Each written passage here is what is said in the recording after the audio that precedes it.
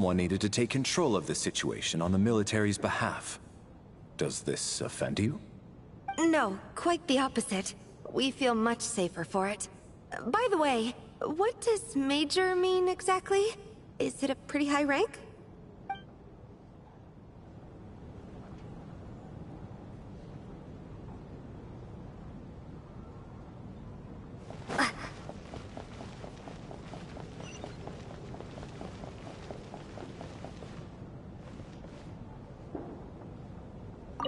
I still find it hard to believe there's a murderer among us.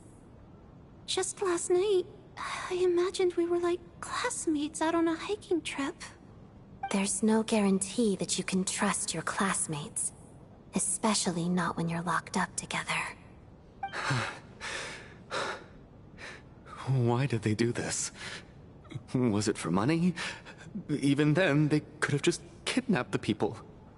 They didn't have to die.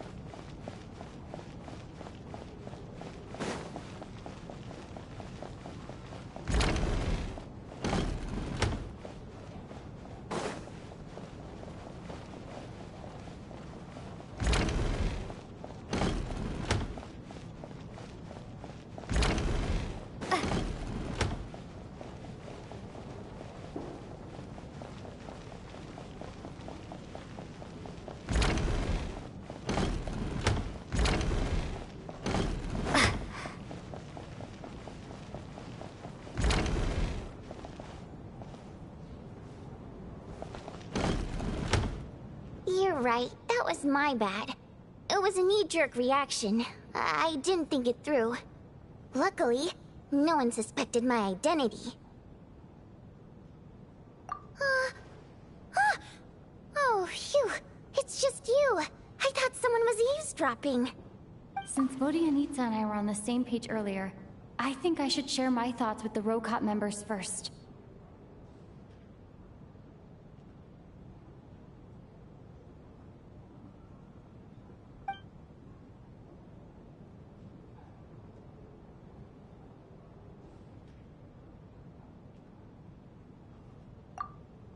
Whoa. Are you serious? I don't know if this counts as gossip, but it's definitely on track to be the juiciest this whole year. Odette? Really? Odette? Oh god, how dumb does this make me look? Lelek has been right under my nose this whole time, and I didn't notice a thing. Actually, it's exactly what you'd expect. Sometimes, hiding in plain sight is the best strategy. And now that you mention it, the more I think about it, the more sense it seems to make. It all adds up. What are we up to now? 1, 2, 3, 4... Odette's identities. She's my coworker, specifically a ballerina, and also a Fatous, a member of the Rokot. Now, Lelek. It must be so exhausting. I just want to give her a hug. I guess since I've always known her as a member of the Fatui, it never even crossed my mind that she could be involved with the Rokot, let alone be Lelek. I don't understand. If she's with the Fatui, what reason could she have for being so opposed to Project Stusha? Probably best if you ask her that in person. Well, since you waited until now to bring this up instead of announcing it to everyone earlier, does that mean we're all on the same page here? Yeah. Lelek may not follow orders from the Rokot leadership, but as far as I'm concerned, she's never crossed the line. If anything, her actions benefit the poor. We need to confront her face to face. Do you think she'd really admit to being Lelek? I don't know. We'll have to see how it goes. For now, we'll work on the assumption that she didn't kill anyone, and see how much she's willing to tell us.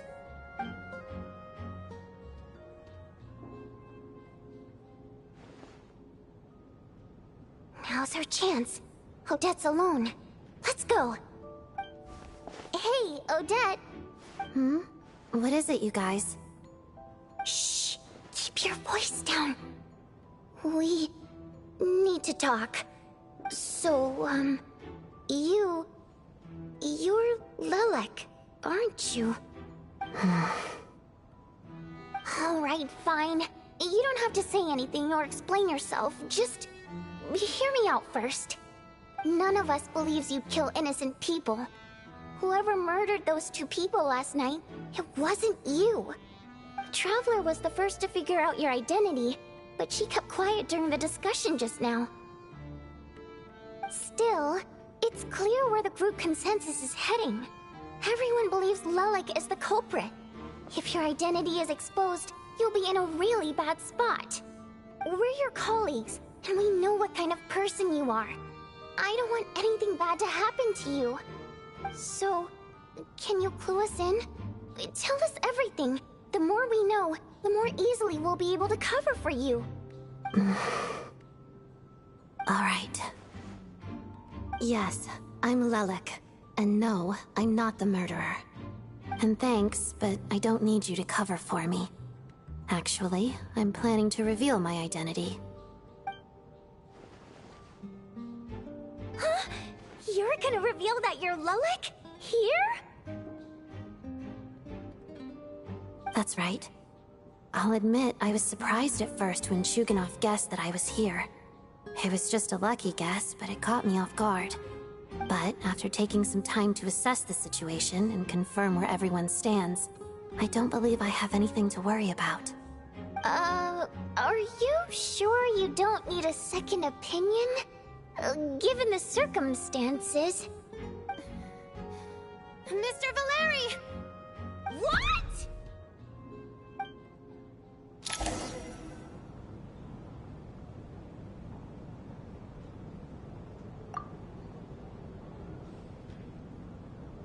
So... Odette is Lilac? I don't know what game you're playing, but you've got a lot of nerve. It's just one identity. So what if it's exposed? I can disappear and adopt a new identity anytime I please.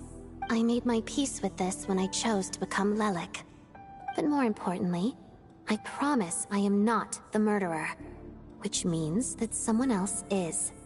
So, if anyone still insists that I did this, you'd best produce the evidence now.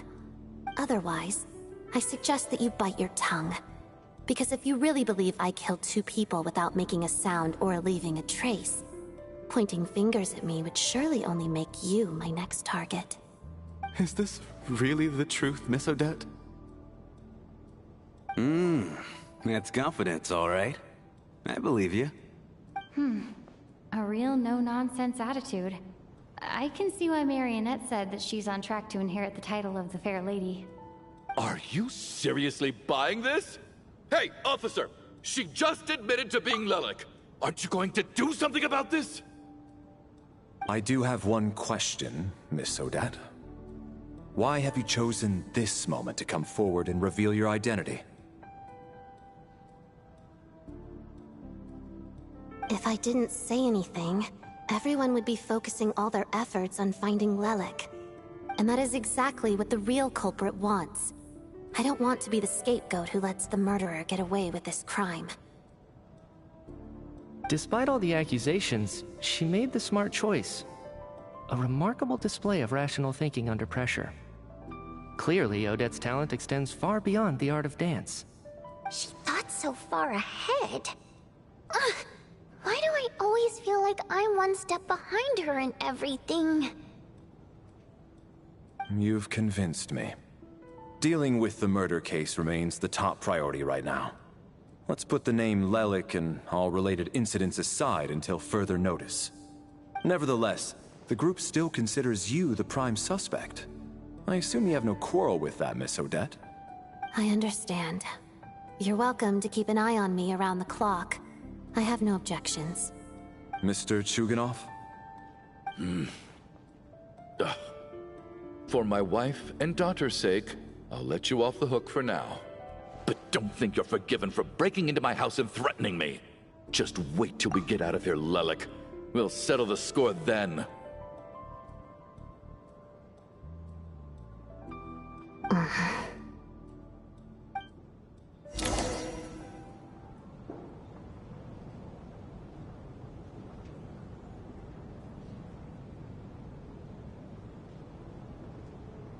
Good work, Lelik guard team. And Lelik too. Here, have some hot water. Turns out Valeri knew about my exploits, so now I've been told I have to guard Lelek with him. Shouldn't you be facing my way if you're guarding me? At the moment, it looks more like you're my bodyguards. If the true culprit is indeed still at large, as you have claimed, we must keep our guard up against them also. Don't worry, Tonya. We'll get through this. Once the snow stops, the officials will step in. The investigation will get easier, and then we'll be safe. But once the snow stops, won't everyone just leave? You're gonna miss us, huh?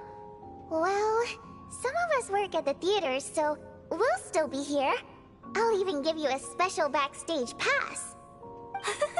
Really, Miss Vodyanitsa? That's awesome! You've made a fan for life. Aw, you're so cute, Tonya. All right, let's swear to it.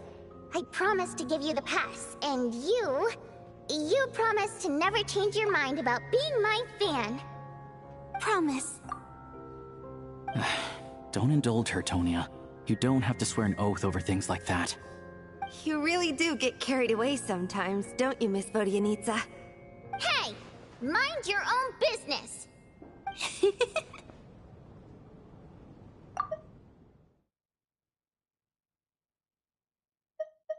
You really do get carried away sometimes, don't you, Miss Vodyanitsa?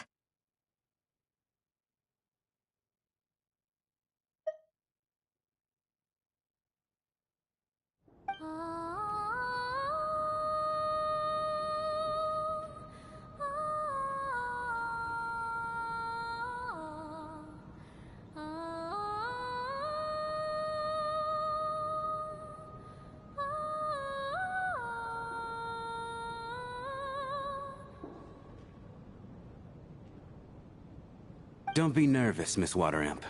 Everyone's here. There's nothing to be afraid of. Excuse me? Do I look nervous? Don't be ridiculous. No. You sound nervous, lass. Oh. Wait, but how... Okay, plenty of people know that I'm a water imp, but still... How come you understand our primary mode of expression? Primary mode of expression. I've not come across that concept before. Do enlighten me, Vodyanitsa. Well, it's just... We water imps tend to communicate our emotions to each other by singing, rather than facial expressions. The emotions we convey through song take precedence over our facial expressions. So, we think of it as our primary mode of expression. I'm impressed, Shram. I didn't take you for a man of culture, but you're clearly rather learned. It's not about being cultured or not. The thing is, this mode of expression can usually only be understood by other water imps. It's not a simple case of a song sounding happy or sad. And yet, you're clearly human, Mr. Shram. It's really not the big deal you're making it out to be. I think I just have a knack for it. Plus, I have a... very close friend who's a water imp. A delightful lady. But keep that a secret. Anyway, we spent so much time together that before I knew it, I noticed I could understand her expressions. Oh, I guess that makes sense. Still, the fact that you have a water imp friend is even more surprising. I'd better watch what I'm singing when I'm around you from now on. Hey, what are you implying? You're not secretly insulting the audience in your songs, are you? Heavens, why would I do a thing like that? It's getting late. We should discuss our sleeping arrangements for tonight. To guard against the killer, someone needs to keep watch. I suggest that we don't sleep in separate quarters tonight. It will be safer if we all stay together. As long as someone keeps an eye on Lelik, I'm quite sure we won't have any trouble. Are you saying that you wish to bet your life on Miss Odette being the killer? Nonsense. Of course not. Then I propose the following arrangement for tonight. The Traveler, Odette, and I will form the Night Watch. We'll sleep in shifts, but 2 of us must be awake at any given time.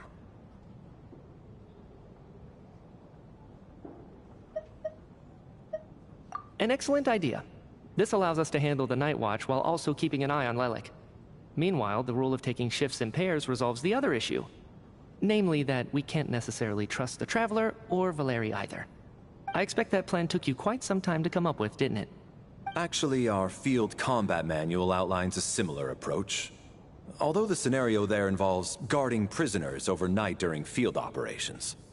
That being said, I must clarify that I harbor no disrespect towards you personally, Miss Odette. In fact, Lelik's numerous covert operations make fine textbook examples for military agents. I care less about respect and more about the fact that you just robbed me of 2/3 of my sleep tonight. I'm calling dibs on being the first to rest. Good night.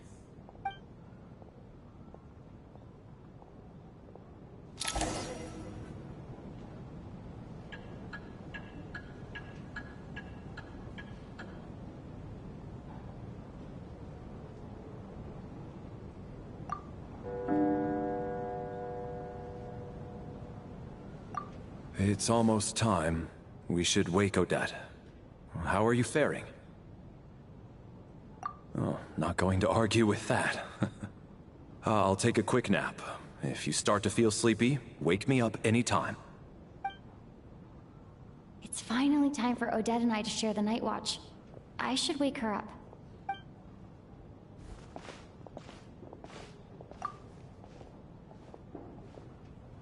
I came here to get information from her in the first place.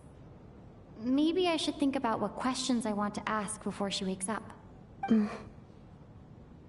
How long are you gonna keep staring at me? Couldn't sleep.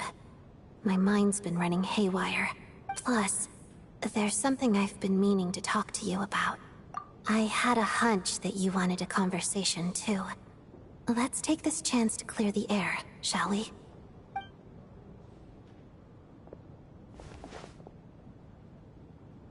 I just had a simple question for you, really. It's, Rosaline. In her final moments, did she have any last words or anything? I see. Well, that was all. I have no other questions. No. She was utterly ruthless in pursuing her goals. That kind of person should be hard to miss. And yet, even though I never approved of her methods, and she was an abrasive person, the fact remains that I am indebted to her. Oh, she told you. I guess that makes sense. I think she and Rosaline were on pretty good terms. Yes. Rosaline wasn't the kind to gossip about this sort of thing. Not that it's any huge secret to me, though. When I was a child, I had to join the Fatui for the sake of my mother and me. I trained under Rosaline. It was extremely grueling, and it didn't exactly come naturally to me. All I could do was try to ignore the biting cold and practice, practice, practice. I was a newcomer who'd managed to make a good first impression on a Harbinger. There was pressure to live up to her expectations, to be worthy of the fair lady's reputation. Every day was a struggle against the cold, pain, and fatigue. And most nights, I struggled to fall asleep. After enduring all that, I've become almost immune to the sensation of pain. I suppose that was the cost of survival. Surely, any child who had to experience that would grow to hate her lot in life. don't you think? So, I put an equal amount of effort into my ballet. Because in my young mind, that was the only way to defy my fate. It was my way of telling her, the Fatui's demands and your expectations of me are not what I wish for. One day, I will leave. I think she probably blamed my poor performance in training on my passion for ballet. She knew my heart wasn't in it. One time, when I was secretly practicing a dance at night, she suddenly showed up. I knew she was there to catch me red-handed. I told her, "You don't deserve to watch the dance I learned from my mother."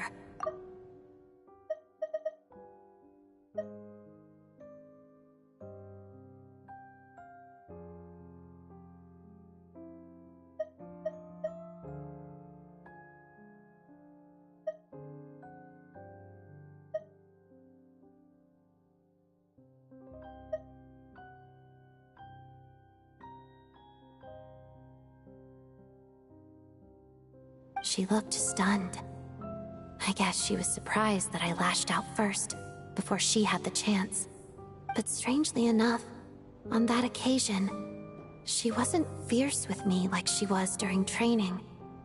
Instead, she fell silent for a moment, and then left. After that, she never interfered with my dancing or asked me how it was going. She never came to watch me dance again either. Not even once. She was. But even now, whenever I take out this core Ignis, I can't help but think of that night. Of the look on her face.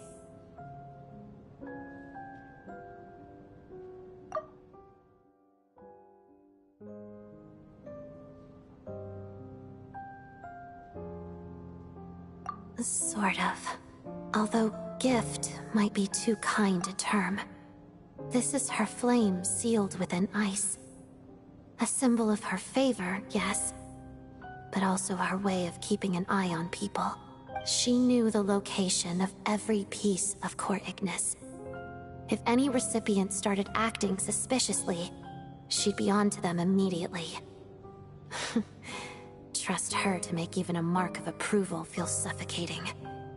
So, when news of Rosaline's death reached Snezhnaya, many people immediately crushed their core Ignis. It gave them a profound sense of relief, like they'd broken free from her shackles. But I kept mine. With my sensitivity to pain being as dull as it is, the warmth from this core Ignis is one of the few things I can still feel clearly. I still wonder, did she really come to stop me that night? I wasn't sure, but I was scared. So I said some really awful things. I guess she didn't leave anything behind. Not that I expected her to. It's fine. It's just a bit of a shame that we couldn't settle our differences before the end. She did. Are you sure she was talking about this event? No, she didn't. I didn't even find out that she'd gone to Mondstadt until a while after she'd left. Wait, in that case... Okay, I will. Thanks for letting me know. There's something I'm trying to figure out. I'm beginning to suspect that Paimon's mystery illness is being caused by the energy research behind Project Stuja. Paimon's very important to me, so I have to get to the bottom of this. I figured that since you're Lelek, you might know something about all this. The ultimate goal of this energy experiment is to create a weapon for the final battle. The weapon's construction was completed in Nodcry. Now, all that remains is to arm it with a sufficiently powerful energy.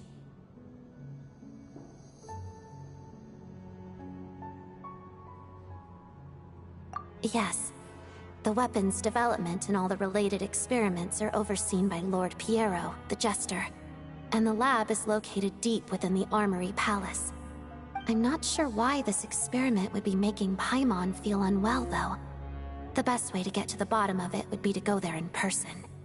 Once we get out of here, I'll help you apply for an entry permit.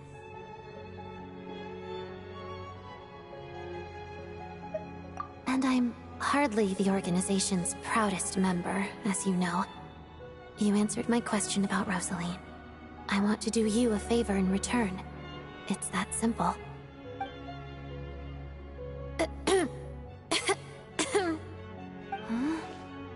What's wrong? Are you not feeling well? You two seem to be hitting it off.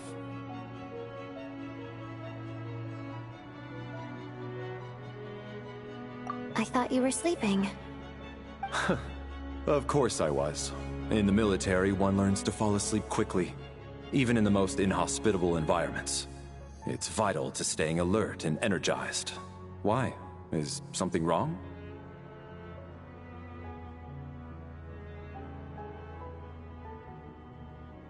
Even if he was awake, he can't have overheard us, right? Well, thank you both for keeping watch. Traveler, I'll take over for now. It's your turn to get some sleep. Sure.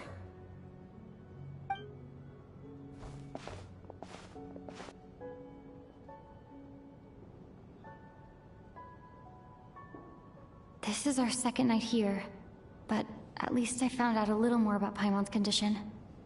I hope she's been sleeping well the past couple of days. Huh. Why do I feel like I'm being watched? Seriously? Is this payback for when I stared at her earlier? But I thought she was asleep.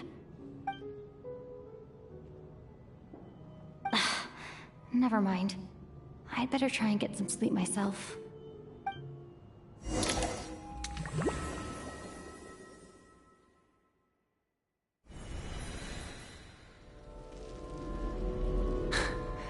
Hey, what are you spacing out for? Are you reaching your limit too? How long have we been walking for? Do you remember? Time's lost all meaning. Ever since we noticed that thing above our heads. What was it called again?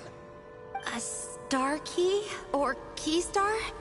Anyway, the person who named it was swallowed by the black mist. Whatever it's called, ever since we noticed it, we've been walking up and up, hoping that as long as we reach it, we can find a way out of this place. But it seems like no matter how far we walk, we never get any closer. Well, we've come this far. You never know. Maybe we're almost there? Come on, enough moping. Let's go. The black mist is catching up.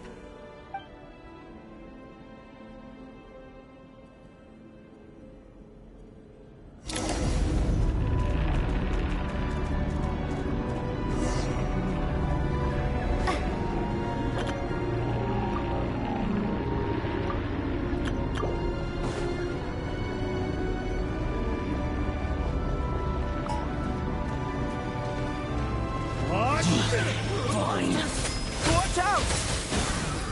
Not again! I've lost count of how many times we run into them. Be careful. What?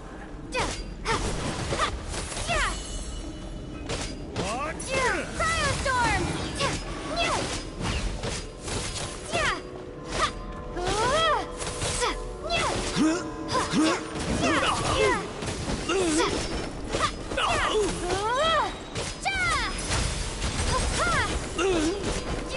Shut up! Run faster.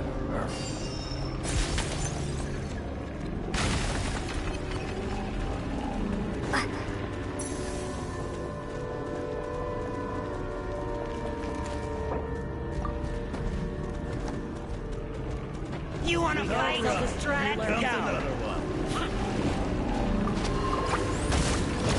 Here they come again! Get ready!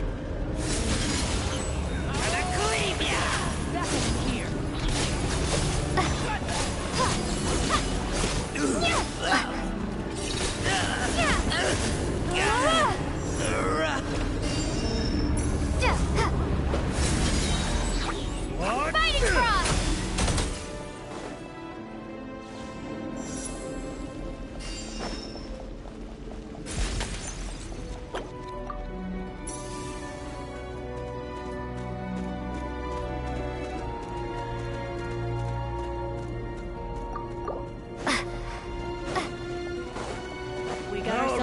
Here comes another one. Monsters ahead of us. The black line behind us. It feels like there's no escape.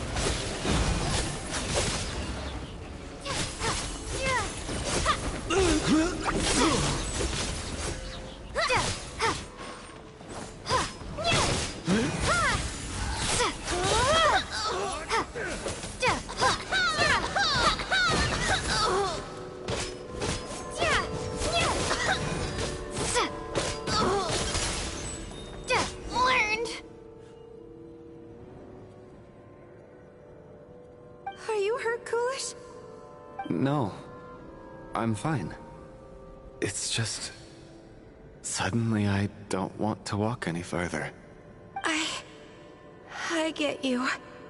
In fact, I reached my limit a long time ago. Sometimes it feels like there's hope where there shouldn't be. Yeah. The hope that the star gives us is the only thing keeping us going. But I'm not sure it's real at all. It may just be a collective illusion. Otherwise, why would it always be out of reach?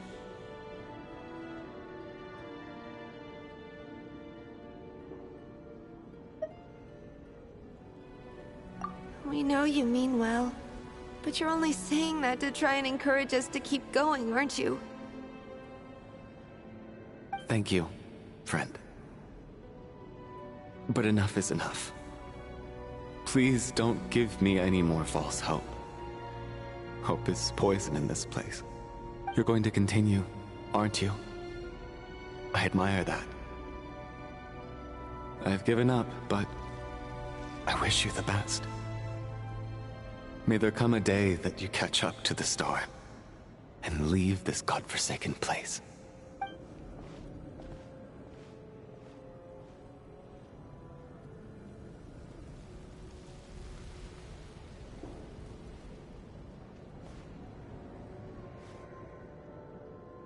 It's not an illusion.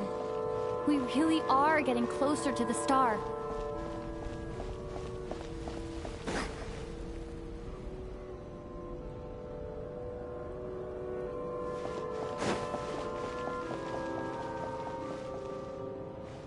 Congratulations. You're the first person to make it here.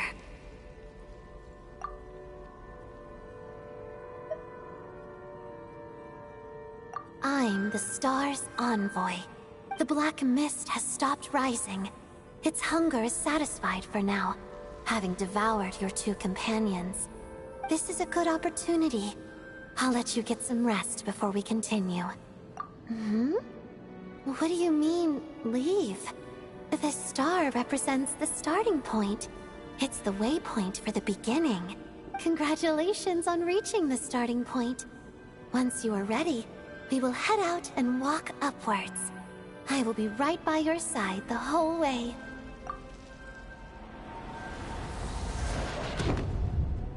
Huh? What's wrong?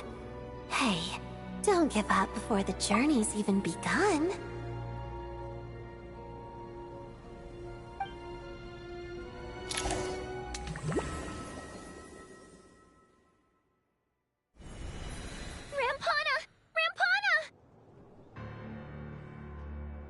Is that Vodyanitsa's voice? What happened? Coolish, wake up! Please wake up!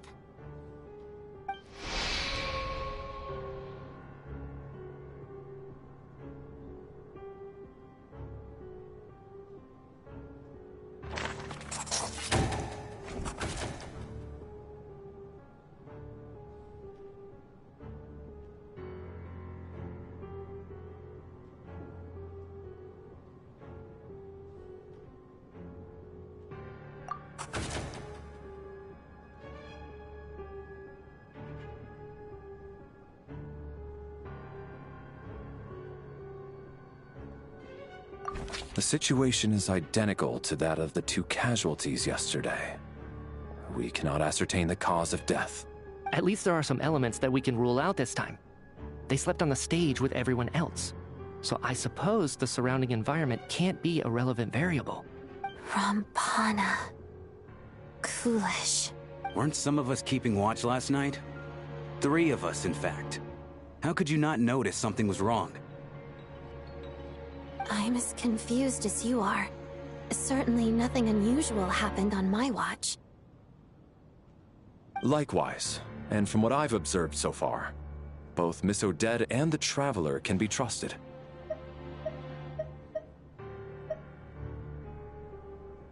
To be honest, I didn't get a wink of sleep last night.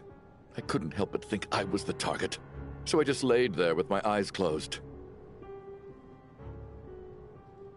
I heard the Traveler and Lelik chatting, but otherwise I don't recall hearing any commotion during the night. Me too. I didn't want to wake everyone up, so I was concentrating hard, trying not to cough. I hardly slept at all. If anything had happened, I'm sure I would have noticed. Then, what could possibly be causing this? Once was bad enough. I can't believe it happened again. I worked closely with Rampana and Coolish for so long. I never imagined that one day they'd... And on this stage of all places... Florianitsa... 4 victims in just 2 days, and we still don't have a single lead. I need to get to the bottom of this as soon as possible. And above all, keep Tonya safe. I'd never be able to look Child in the eye again otherwise. Still snowing? Yes, I just checked. Still no sign of anyone outside either. So we only have ourselves to rely on. If you ask me, this killer can clearly strike whenever they please. The Night Watch was a useless endeavor from the start. Lelik must be an expert in poisoning. Clearly she used some poison that can't be detected on the corpse. Here we go again. Listen, I was already thinking to myself last night, was Lelik's reason for revealing her identity the real story? Well, now I have my answer. It most certainly was not. She's been playing us for fools. You get off on this, don't you? Revealing your identity, only to carry on with your killing spree? That's a hideous thought. One that only a hideous mind like yours could dream up. How dare you! That's enough! Yesterday, you named Lelik as a suspect because the victims were both wealthy merchants. Lelik might have had a motive then, but today's victims were just ordinary people. Not to mention that they were colleagues of Odette and mine. What reason would she have to murder them? Let me guess, just to scare you? Who knows? Maybe you don't know her as well as you think. I implore you all to ask yourselves, how many people are there really in this world that have what it takes to kill another person? Not many, I'd wager. Lelik is well known to be a ruthless operator, and now she has revealed her identity. How could it be any more obvious? Everything you've said so far is still just conjecture, which doesn't constitute a concrete lead. You need to back up your claims with some evidence. How can you defend her, officer? What did she say to you while you were on Night Watch? Maybe I shouldn't be so surprised.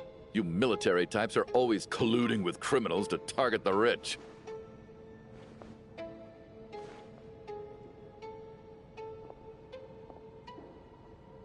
All so you can get your grubby paws on our hard-earned fortunes, then tell us to fall in line. The Fatui, the Druzhna, and the Rokot. Thugs, the lot of you! Don't you dare!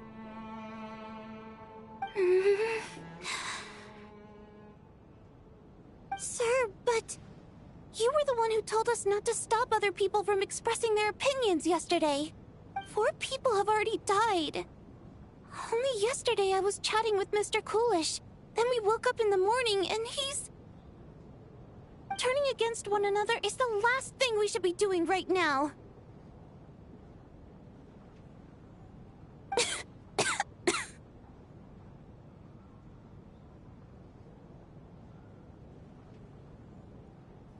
little girl. Even if Mr. Chuganov is a puffed-up, pig-headed windbag who doesn't have a clue what he's talking about, he's still one of the victims here, isn't he?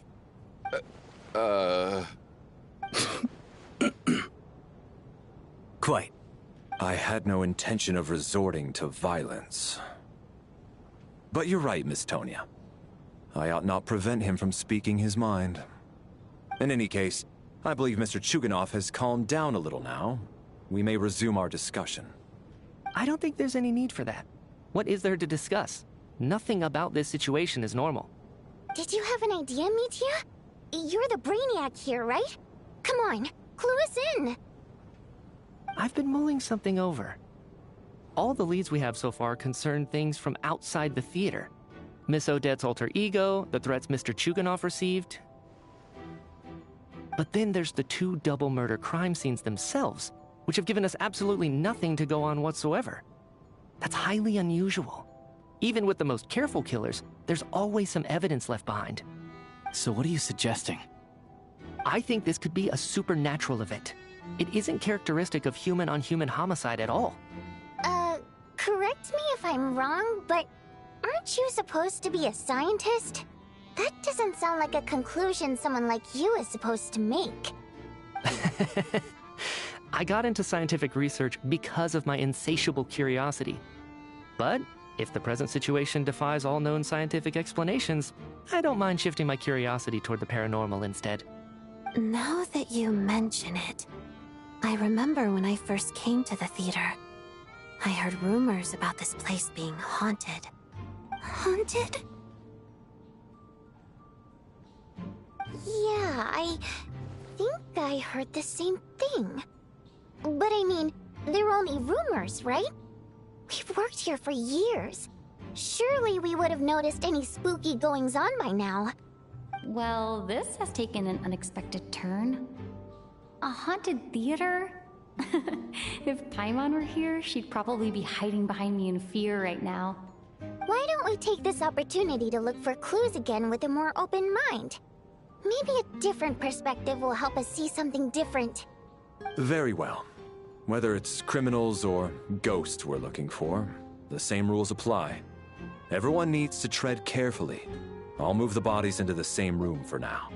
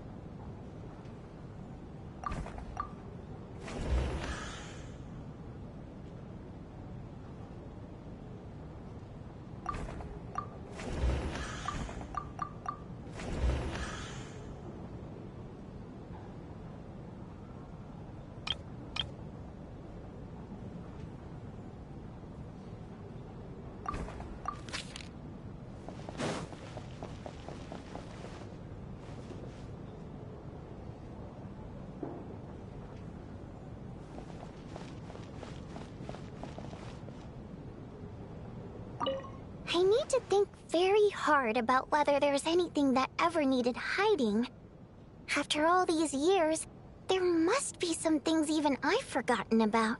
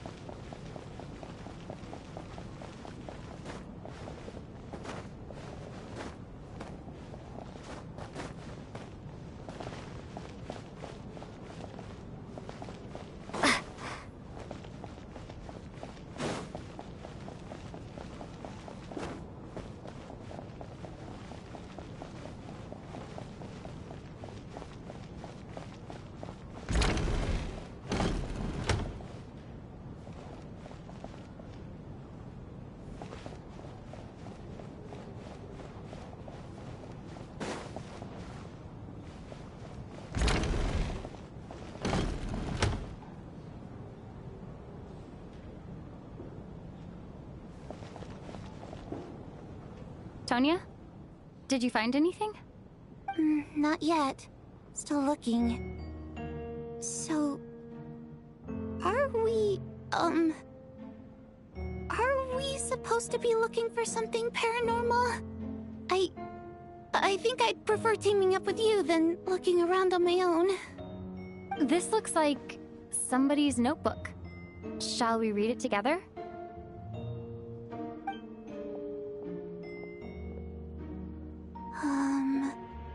Well, it doesn't look scary or anything, so I guess it should be fine. Alright, let's read it together.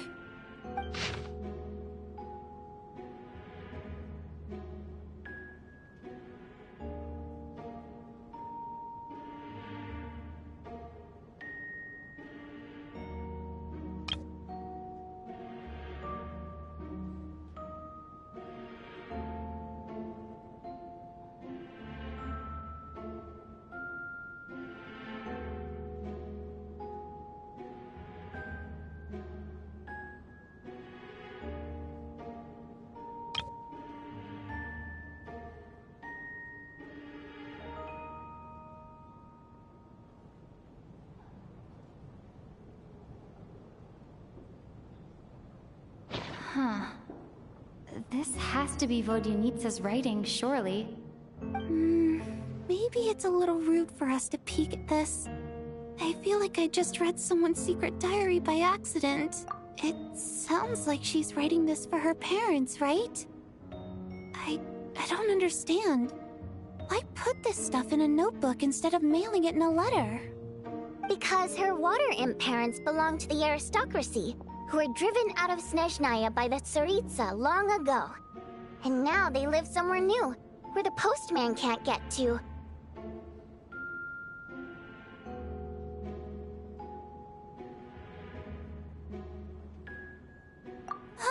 We're sorry. It's fine. My fault for not storing it properly. I can't leave things lying around and expect them to get ignored when everyone's scouring the place for clues. All right, give me my notebook back. I'll take over the investigation in this room.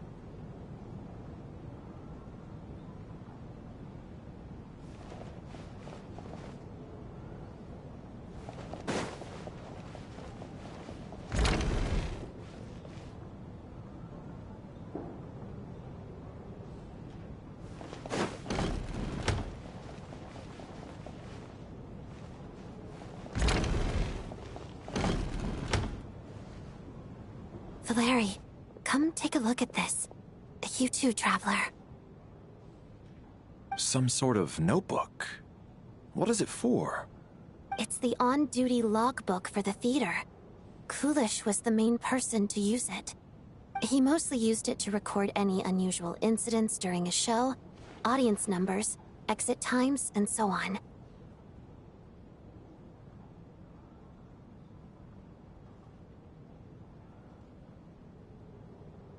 Yes, he'd always have this logbook with him when he checked tickets at the entrance. This should confirm a lot of key details about the recent show. So, you find anything unusual? Yes. The number of people. I've checked and double-checked, but the numbers just don't match what's recorded in the logbook. Apparently, we have an extra person among us. Are we certain that logbook is accurate? Could someone have sneaked in without buying a ticket or something? Unlikely. Coolish took his duties very seriously. I've rarely seen any errors in his work. Not to mention that this was a dress rehearsal, meaning smaller audience numbers and tighter ticket restrictions than usual. Everything would have been well within his control. We no longer have our tickets with us, do we? They got collected on entry. I assume there's no way we can check them again. Unfortunately not. The theater recycles tickets. Once people are in the door, they don't tend to leave until the show ends, so we collect the tickets at the point of entry.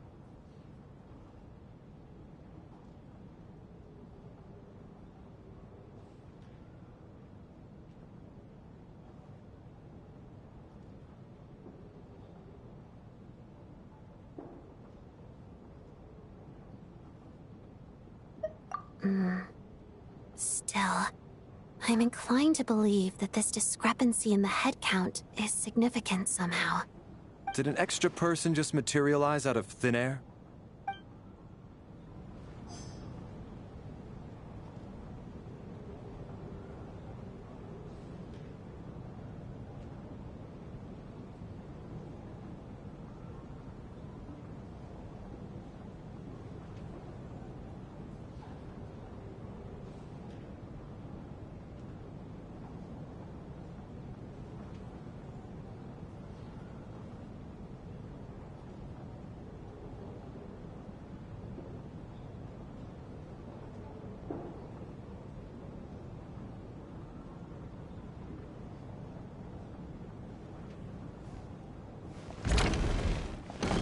Did an extra person just materialize out of thin air?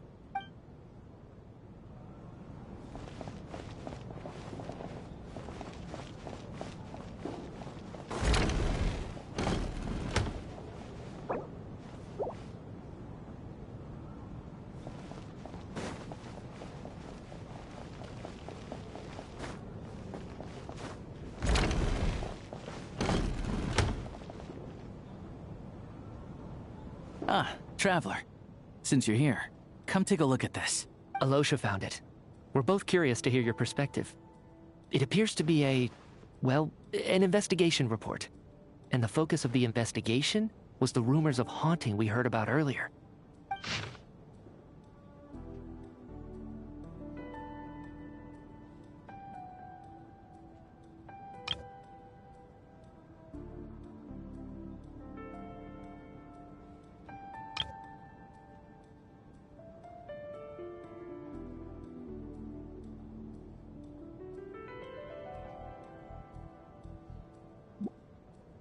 An investigation report, huh?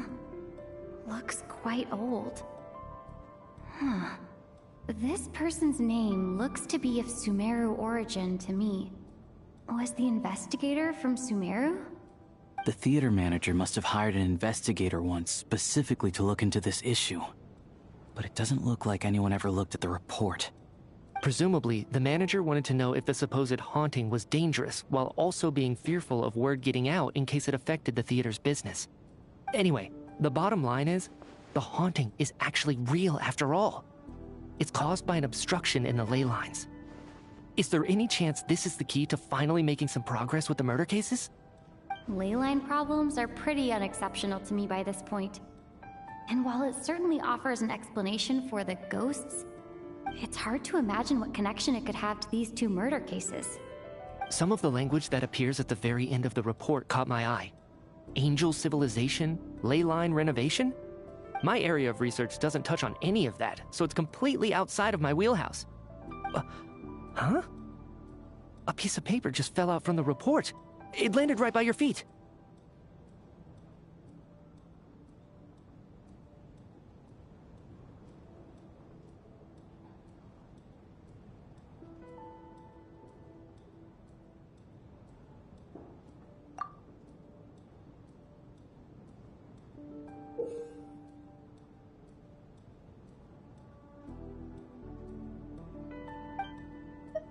How unnerving. It was tucked inside the report, so it must be a note left by the author. Death is near. Is that supposed to be what's going on here? With us in the theater? But if so, how did the author foresee it? Could he predict the future somehow? Maybe things are more complicated than we thought. No, wait a second. If we take the report and the note at face value, they completely contradict one another. The report definitively concludes that the hauntings in the theater are harmless and cannot affect the real world. But the note seems to be warning of potential danger. The question is, what exactly does the note mean by death?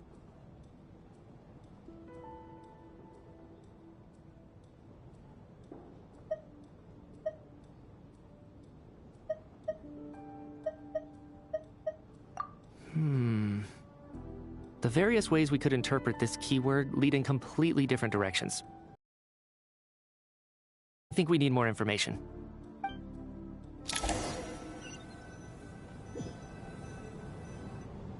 If we take all this together, it's not impossible, is it?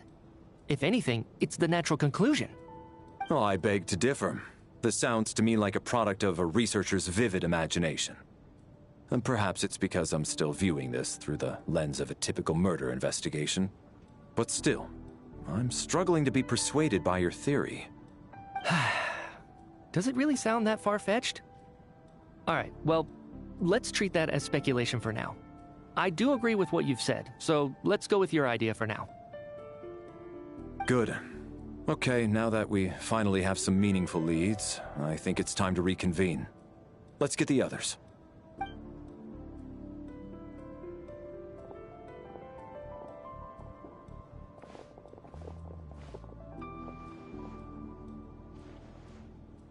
So, that's about everything we've discovered so far. I'll share my theory first. Based on what we've learned from the logbook, I believe the extra person among us is most likely the killer. If the killer had simply bought a ticket, it would have greatly increased the risk of their identity being exposed. I expect he or she either hid in the theater ahead of time, or found a way to slip past the ticket inspection. They then blended in with the group and waited for an opportunity to strike. What about the note found in the investigation report? Any thoughts on how that fits in? The killer may have simply planted it there as some sort of sick joke. I've seen my fair share of psychopathic killers. They love playing cryptic mind games. So, it has nothing to do with the haunting of the theater after all. This theory makes sense to me. If we have an audience member unaccounted for, chances are they didn't come here to watch the show. Could it really be that simple? So, in other words, all we have to do is find out who got in here without a ticket, and all our problems will be solved? Then let me make one thing clear. All the theater staff should be well aware that I came here for the rehearsal legitimately, yes? There's no way I'm the one who didn't have a ticket. It's true. I hear you used every trick in the book to get a hold of that ticket, too. Everything short of throwing a temper tantrum and rolling around on the floor at the entrance. I most certainly did not degrade myself in such a way. Probably a stupid question, but I might as well ask. Did anyone here get in without having their ticket checked? Hmm? Guess it was naive of me to expect them to just admit to it. Especially after the unprompted Lelic reveal. Once was already a miracle. Twice would be unfathomable.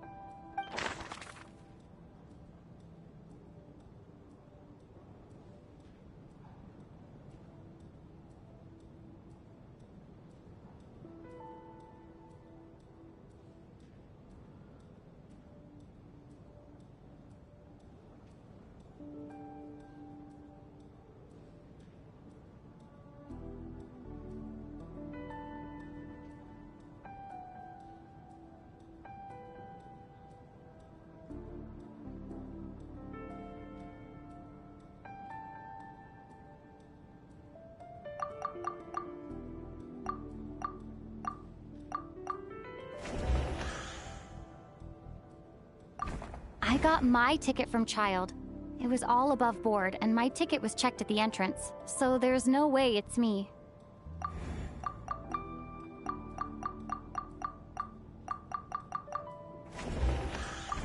As things stand, the audience headcount doesn't add up. I guess we can rule out the theater staff members. As things stand, the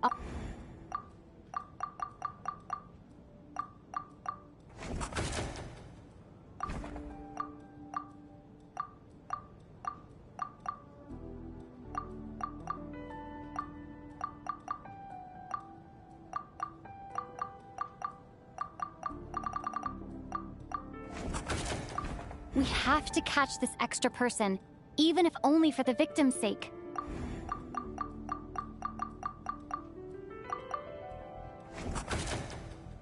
We have to catch this We have to catch this.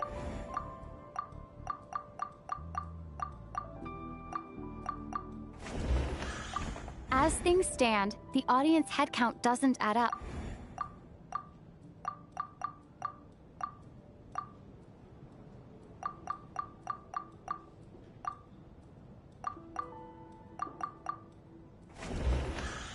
Valeri came to the theater to catch Mitya. Those two should be able to vouch for one another, and their motives are clear. Valeri came to the theater to catch Mitya.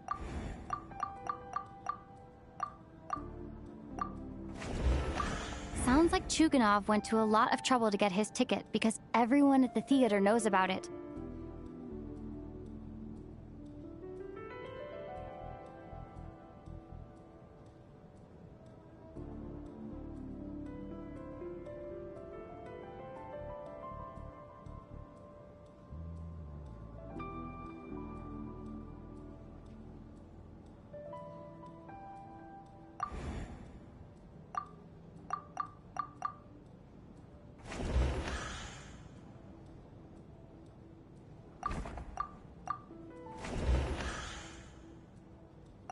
Tonya received her ticket the same way I did.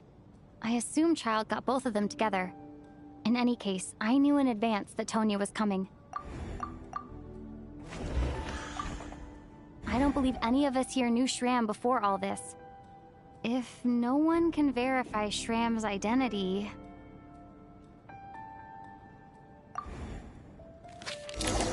Mr. Shram? To get in here? Huh? Me? Why am I being singled out, my friend? Do I seem that suspicious? It's not that you stand out as suspicious.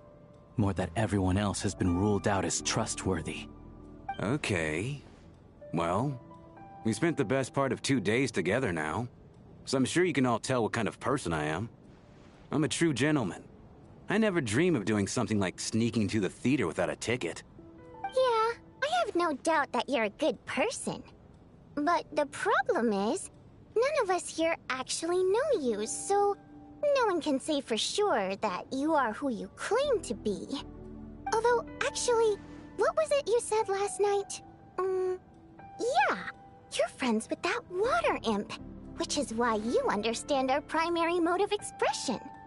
Last time I checked, there were barely any of us remaining in Snezhnaya, since most of the water imps left. Could you tell me a little bit more about your friend? There's a good chance I actually know her. And I suppose it's also kind of a way for everyone else to get to know you a little better.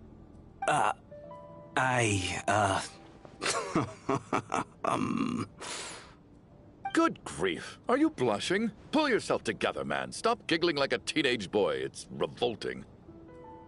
Hey, revolting is a little strong. All right, fine. I'll admit it. That water imp friend of mine, the truth is, we're dating. I was just the bodyguard hired by our family. But the stars must have aligned, because sparks began to fly between me and their daughter. Never in my wildest dreams did I think I'd get so lucky. We don't need details. Just get to the point. Okay.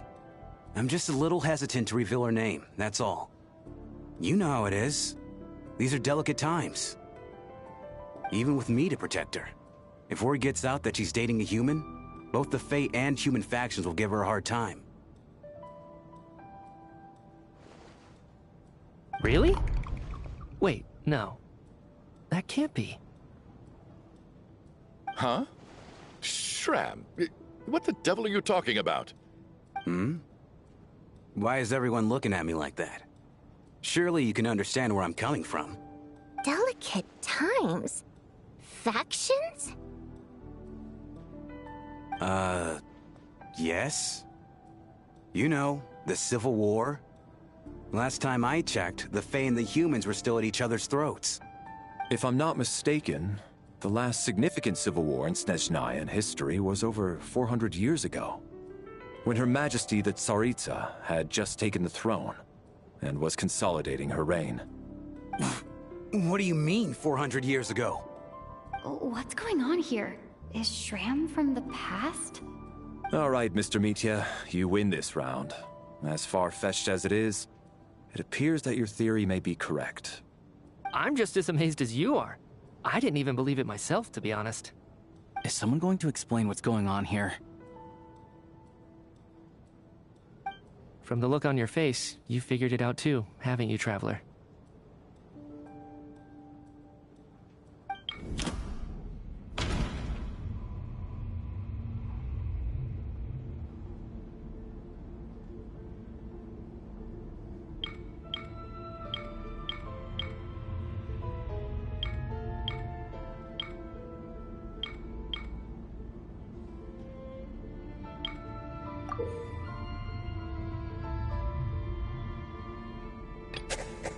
Vodyanitsa's private letter touches upon the history of the Water Imp aristocracy's exile, but reveals nothing about Shram's identity.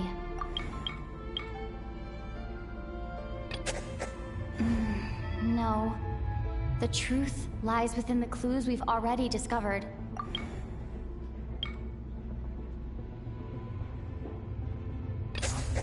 The theater's ley lines have been modified to block souls within its grounds from returning to them. Some souls can even wander this place forever. Mr. Shram's statement proves he's from hundreds of years ago, and according to the investigation report on the theater hauntings, Mr. Shram is very likely a lost soul wandering the theater.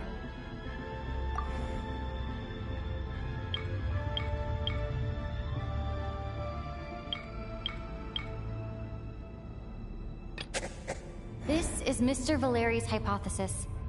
If there is no supernatural element to this incident, it's very likely to be true.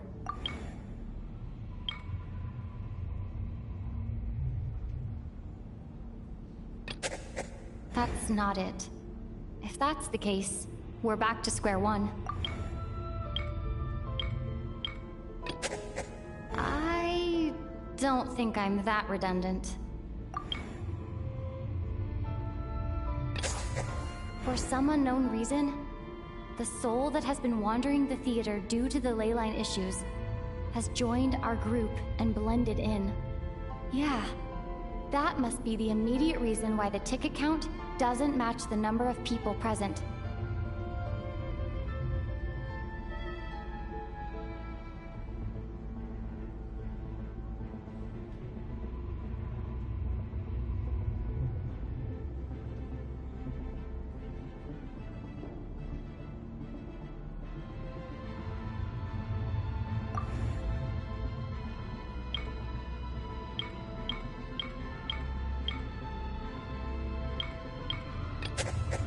All of last night, Lelek, that is, Odette, was under surveillance, which rules her out. We've basically proven Lelek's innocence.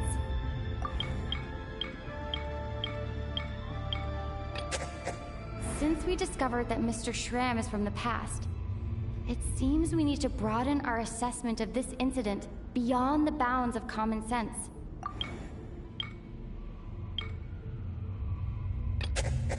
The death of those victims is an irrefutable fact. It is the outcome of whatever's going on here. What we need to do now is find the truth within this information. The contents of the investigation report have been verified. There are indeed leyline issues and wandering souls in the theater. Death likely symbolizes the deceased. Mr. Shram, for instance. Death is near. Huh. That must mean that there's a dead person in our midst. That's the truth, isn't it? Yeah, the logic is clear now. The investigation report said that there would be souls stuck wandering around the theater because the ley lines were cut off. Mr. Schramm must be one such soul who died in the theater a long time ago. In which case, that also makes him our extra person. So when the note said death is near, it... deceased. People who died a long time ago.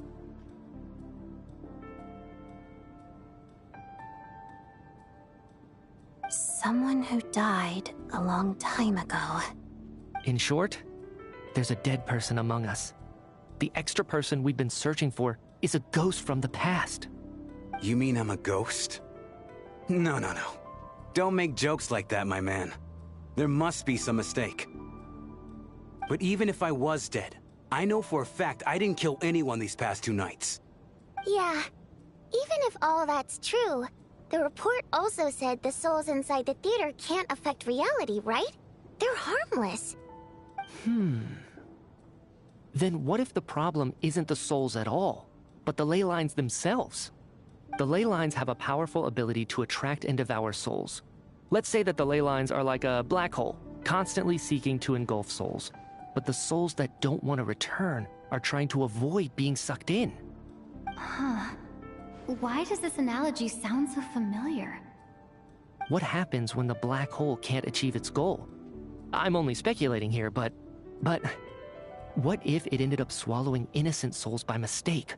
Or intentionally taking other souls to compensate? That could explain why we weren't able to determine a cause of death.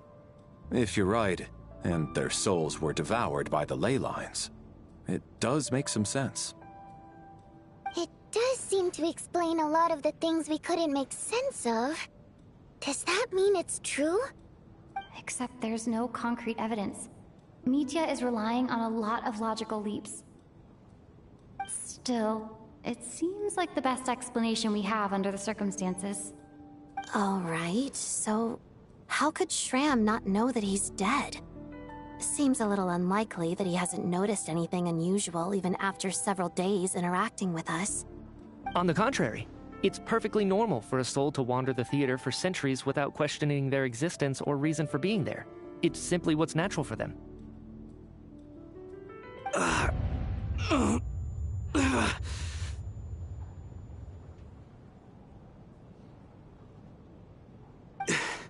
You know what, Mr. Brainiac? I think you might actually be right after all. I'm trying to remember and... even though my head feels like it's going to explode, I think... it's all coming back to me.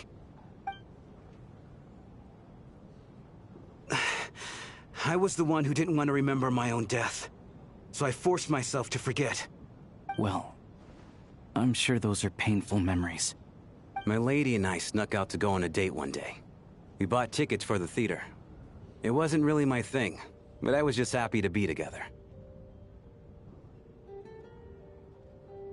All of a sudden, a group of people burst into the theater, shouting for all the water imps to get out, performers and audience members included. It was clear the conflict between humans and Fae had reached a boiling point. This time, the extremists were even coming after the water imps who had nothing to do with the war. I thought I could pull one over on them, so I took off my jacket, draped it over my lady, and tried to sneak out amid the chaos. But I got caught. They started shouting, calling me a traitor to humanity. But I was going to do whatever it took to buy her a chance to escape, no matter how many people stood in my way. I had to, both as their bodyguard and out of love. It's all right, friend. You can stop there if you want. You don't need to dig all that up again. It's just... even now, I'm still struggling to accept the truth. How could I be dead? I'm sorry, everyone. If I'd known I was a dead man walking, I wouldn't have dragged you down with me. If I'm the cause of all this death, then punish me however you see fit. But, Mr. Shrim... No. I refuse to be a burden. I know what I have to do. You said I've been wandering the theater for centuries, right?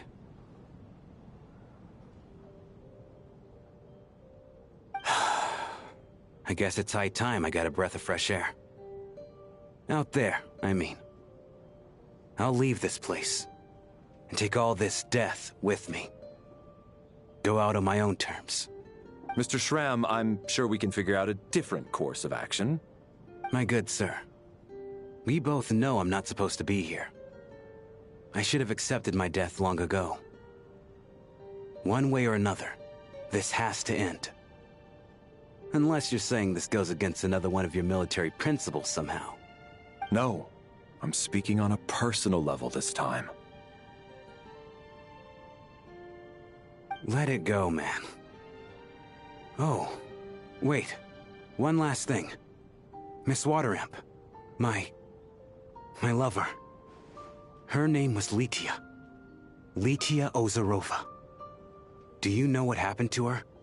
Ozarova. Oh, Auntie Ozarova. That's what we all called her. I remember her as a very kind elder. She had a bunch of kids, too. I'm so glad she survived. And she had lots of kids? Good. That's... good. I could hardly expect her to stay single just because of what happened to me, right? As long as she went on to be happy. That's all that matters. Besides, I'm dead. My soul's been wandering around here for so long because I was worried about her. But now, I can go without regret. There's no need to see me off, my friends. I've enjoyed our time together over these past few days.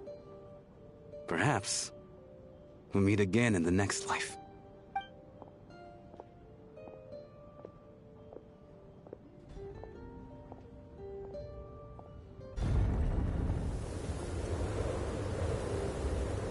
Take care, my man.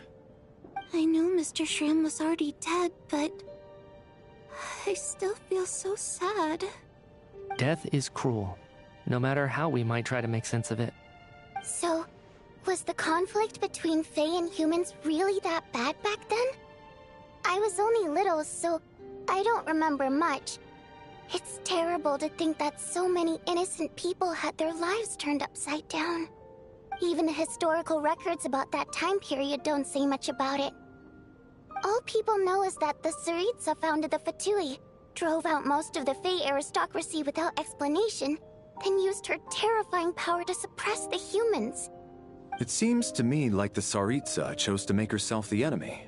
She downplayed the conflict, directing whatever animosity both sides had for each other at herself instead. That's also why, despite how brutal the conflict was at the time, there hasn't been much lingering tension between humans and Fae since. Things have been fairly harmonious for the past few centuries. So, the Tsaritsa banished the Fae to protect the Fae living in the city? She offered herself up to be hated in exchange for peace. Maybe it's not quite as bad as it sounds. I don't think Her Majesty is too concerned if mortals hate her or not. And besides, there are very few who truly do. All this time, I had no idea. All right. If Mitia's theory is correct, then I think we can consider this matter settled. Let's all take a break.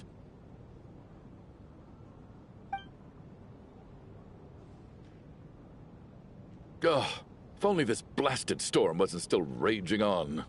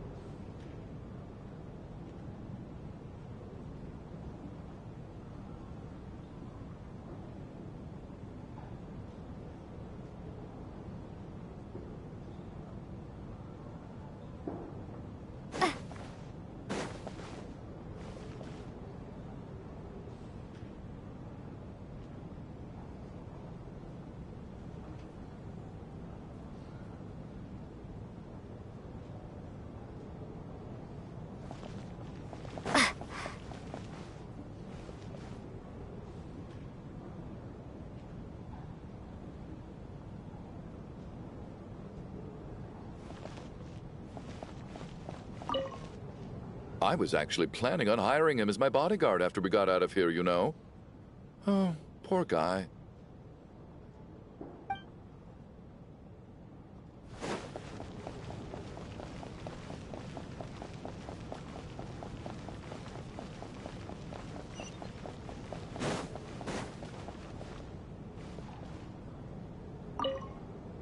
Even though Shram was already deceased, his decision to walk into the snowstorm was still a sacrifice, and a very brave one.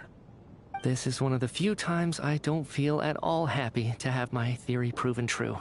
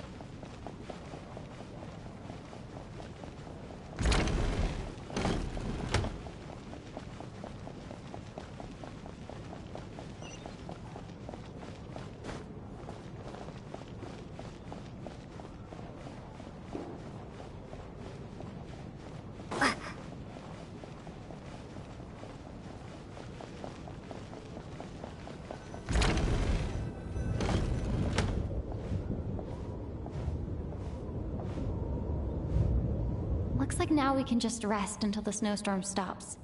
I still can't believe Shram turned out to be a ghost who'd been in the theater for hundreds of years. To think he was dead this whole time. What a strange turn of events. Knock, knock.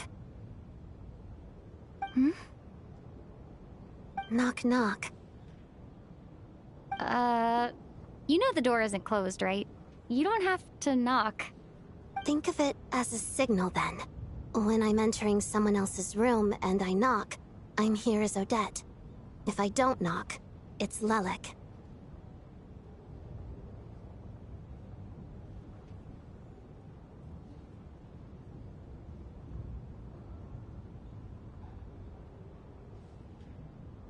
Thanks. So, why did you come to find me? Is there something I can help with? Vodyanitsa said you knew about my secret identity from the start.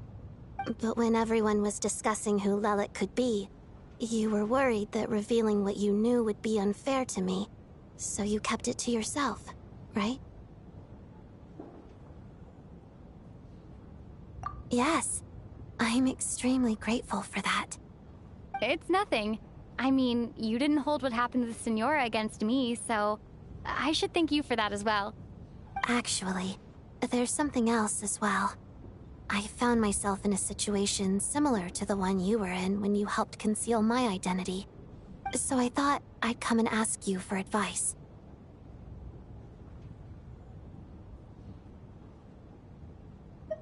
It's about Mitya. Before all of this, the last time I saw him, he was dead.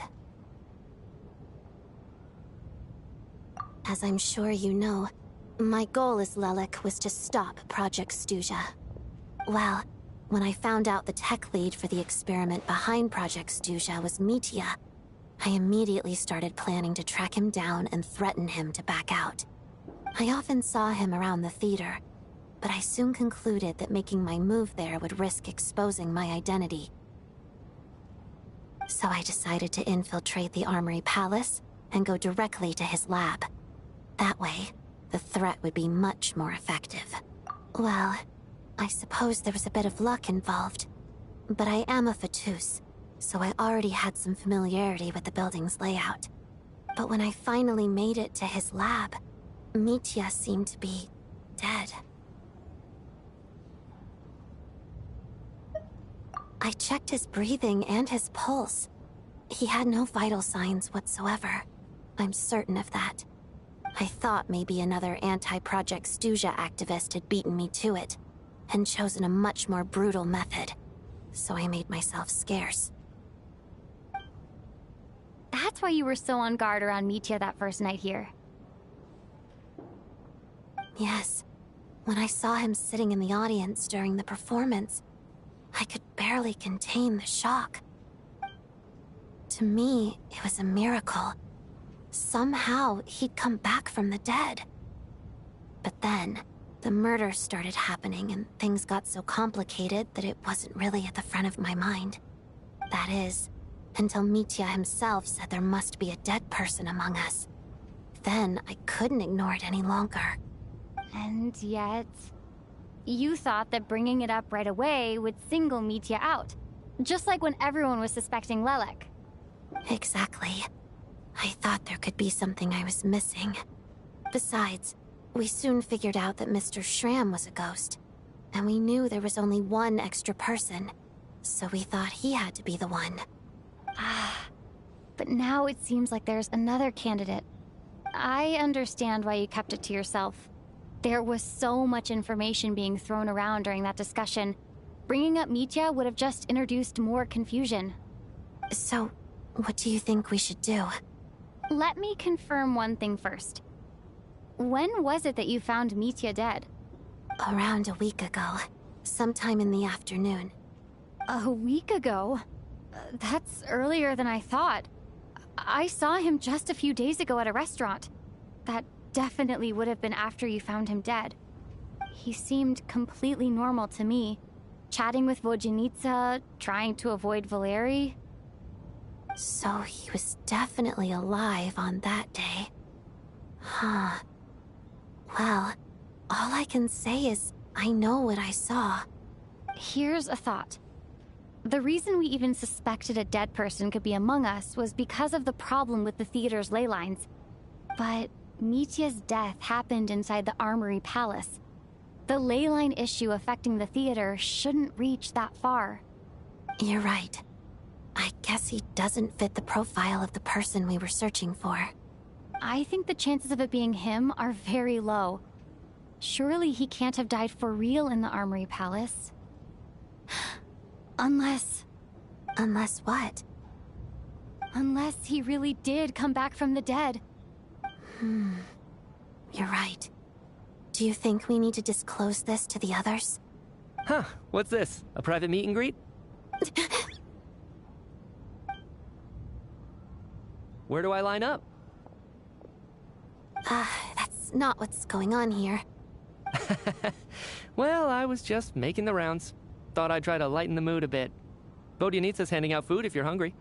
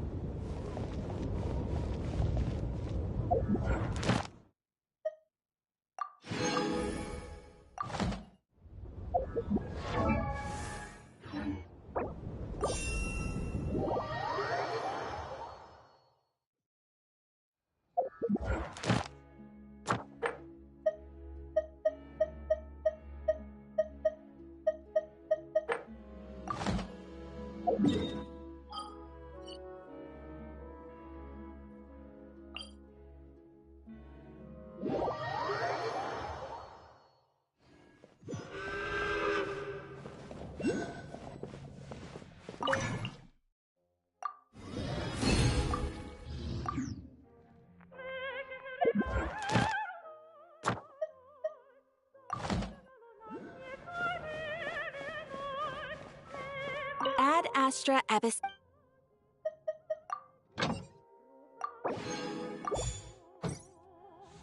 Ad Astra. Thank you for completing today's commissions. Here is your reward.